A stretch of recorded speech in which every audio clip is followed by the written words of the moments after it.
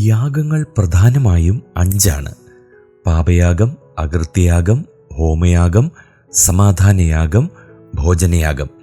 ഇവയിൽ പാപയാഗത്തിൻ്റെയും അകൃത്യയാഗത്തിൻ്റെയും സ്വഭാവം ഒന്നുപോലാകയാൽ അവയെ ഒന്നായി കണക്കാക്കുന്നവരുമുണ്ട്.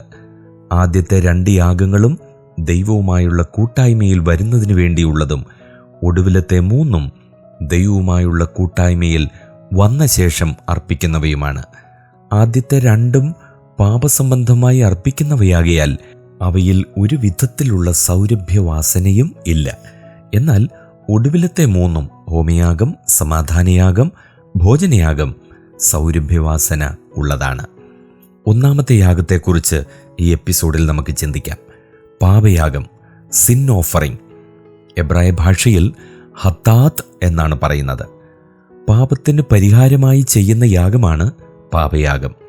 പാപയാഗത്തെക്കുറിച്ചുള്ള ആദ്യ കൽപ്പന ലേവ്യ 4 ചെയ്യരുതെന്ന് യഹോവ കൽപ്പിച്ചിട്ടുള്ള വല്ല കാര്യത്തിലും ആരെങ്കിലും അബദ്ധവശാൽ പിഴച്ച് ആ വക വല്ലതും ചെയ്താൽ പാപയാഗം അർപ്പിക്കണം. 4-ാം അധ്യായം 2-ാം വാക്യം. കരുതിക്കൂട്ടി പാപം ചെയ്യുന്നവനെ ജനത്തിൽ നിന്നും ഛേദിച്ചു കളയും. സംഖ്യാപുസ്തകം 15:30. എന്നാൽ അബദ്ധവശാൽ പാപം ചെയ്യുന്നവനാണ് പാപയാഗം അർപ്പിക്കേണ്ടത്. 4 തരം ആളുകൾക്ക് വേണ്ടിയാണ് പാപയാഗം ഉദ്ദേശിക്കപ്പെട്ടിരിക്കുന്നത്. 1. അഭിഷിക്തനായ പുരോഹിതൻ. 2. മുഴുവൻ സഭ. 3. പ്രമാണി അഥവാ പ്രഭു. 4. ഒരു വ്യക്തി. അമാവാസി, പെസഹ, പെന്തക്കോസ്ത്, കാഹളനാദോത്സവം, കൂടാരപ്പെരുന്നാൾ, പാപപരിഹാര ദിവസം എന്നീ സന്ദർഭങ്ങളിൽ സർവ്വജനത്തിനും വേണ്ടി പാപയാഗം അർപ്പിക്കുന്നു. സംഖ്യാപുസ്തകം 28-ാം അധ്യായം 15 മുതൽ 29-ാം അധ്യായം 38 വരെ. പുരോഹിതർ, ലേവ്യർ എന്നിവരുടെ ശുദ്ധീകരണത്തിനും പാപയാഗം ആവശ്യമാണ്. പുറപ്പാട് പുസ്തകം 29-ാം അധ്യായം 10 മുതൽ 14-ാമത്തെ വാക്യം വരെയും 36-ാമത്തെ വാക്യവും. അർപ്പകന്റെ നിലയും കുറ്റത്തിൻ്റെ പ്രകൃതിയും അനുസരിച്ചാണ് അർപ്പണവസ്തു എന്തായിരിക്കണമെന്ന് നിശ്ചയിക്കുന്നത്. കാളക്കുട്ടി. പുറപ്പാട് 29:10, 14, 35. സംഖ്യാപുസ്തകം 8:8. കോലാട്ടുകൊറ്റൻ. സംഖ്യാപുസ്തകം 28:15 മുതൽ 30 വരെ, 29:5, 11. പെൺകോലാട്. ലേവ്യ പുസ്തകം 4-ാം അധ്യായം 28, 32, 5:6. പെൺകുഞ്ഞാട്. സംഖ്യാപുസ്തകം 6:14. പ്രാവിൻ കുഞ്ഞ് അഥവാ കുറുപ്രാവ്. ലേവ്യ പുസ്തകം 12-ാം അധ്യായം 6, 15:14 എന്നിവയാണ് യാഗമൃഗങ്ങൾ. ദരിദ്രൻ ആട്ടിൻകുട്ടിക്ക് പകരം പ്രാവിൻ കുഞ്ഞിനെയോ കുറുപ്രാവിനെയോ അർപ്പിച്ചാൽ മതി.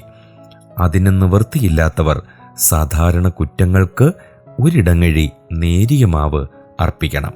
ലേവ്യ പുസ്തകം 5-ാം അധ്യായം 11-ാമത്തെ വാക്യം. യാഗമൃഗത്തെ കൊണ്ടുവന്ന് അതിൻ്റെ തലയിൽ കൈവച്ച ശേഷം അതിനെ കൊല്ലുന്നു. സഭയുടെ പാപത്തിനു വേണ്ടിയുള്ള കാളക്കിടാവിൻ്റെ തലയിൽ മൂപ്പന്മാർ കൈവച്ച് അതിനെ കൊല്ലേണ്ടതാണ്. പുരോഹിതനു വേണ്ടിയോ സഭയ്ക്കു വേണ്ടിയോ അർപ്പിച്ച യാഗമൃഗങ്ങളുടെ രക്തം പുരോഹിതൻ തിരുനിവാസത്തിലെ വിശുദ്ധ സ്ഥലത്തേക്ക് കൊണ്ടുപോയി വിശുദ്ധ മന്ദിരത്തിൻ്റെ തിരശ്ശീലയ്ക്ക് മുമ്പിൽ 7 പ്രാവശ്യം തളിക്കും. അതിനുശേഷം ധൂപപീഠത്തിൻ്റെ കൊമ്പുകളിൽ പുരട്ടും. പിന്നീട് പുറത്തു വന്ന ശേഷം രക്തം താമ്രയാഗപീഠത്തിൻ്റെ ചുവട്ടിൽ ഒഴിച്ചുകളയും. ലേവ്യ പുസ്തകം 4-ാം അധ്യായത്തിൻ്റെ 5 മുതലുള്ള വാക്യങ്ങൾ. ഒരു പ്രമാണിയുടെയോ സാധാരണ വ്യക്തിയുടെയോ യാഗമൃഗത്തിൻ്റെ അഥവാ ആട്ടുകൊറ്റൻ, പെൺകോലാട്, ആട്ടിൻകുട്ടി ഇതിൻ്റെ രക്തം തിരുനിവാസത്തിലേക്ക് കൊണ്ടുപോകുന്നില്ല. ആ രക്തം പുരോഹിതനെടുത്ത് അതിൽ കുറെ ഹോമയാഗപീഠത്തിൻ്റെ കൊമ്പുകളിൽ പുരട്ടും.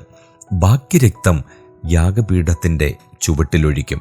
ലേവ്യ പുസ്തകം 4-ാം അധ്യായം 25, 30, 34 വാക്യങ്ങൾ. അനന്തരം മൃഗത്തിൻ്റെ മേധസ്സുള്ള ഭാഗങ്ങൾ വേർതിരിച്ചെടുത്ത് യാഗപീഠത്തിന്മേൽ ദഹിപ്പിക്കും.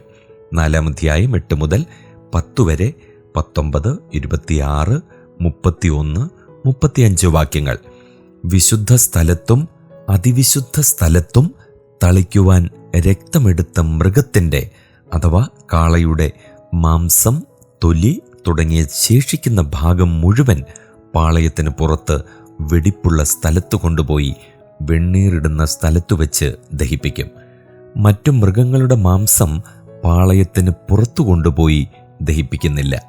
അത് തിരുനിവാസത്തിൻ്റെ പ്രാകാരത്തിൽ വിശുദ്ധ സ്ഥലത്ത് വെച്ച് പുരോഹിതൻ ഭക്ഷിക്കും.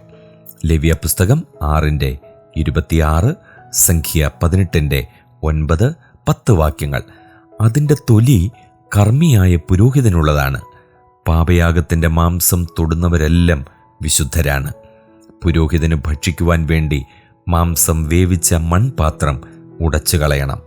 ചെമ്പുകലമാണെങ്കിൽ കഴുകി ശുദ്ധിയാക്കിയെടുക്കാം. ലേവ്യ പുസ്തകം 6:26 മുതൽ 29 വരെ. പാപികളുടെ സ്ഥാനത്ത് നിന്നുകൊണ്ട് അവരുടെ പാപപരിഹാരത്തിനു വേണ്ടി കാൽവറിയിൽ പ്രായശ്ചിത്തമായി തീർന്ന ക്രിസ്തുവിനെ കാണിക്കുകയാണ് ഈ പാപയാഗം.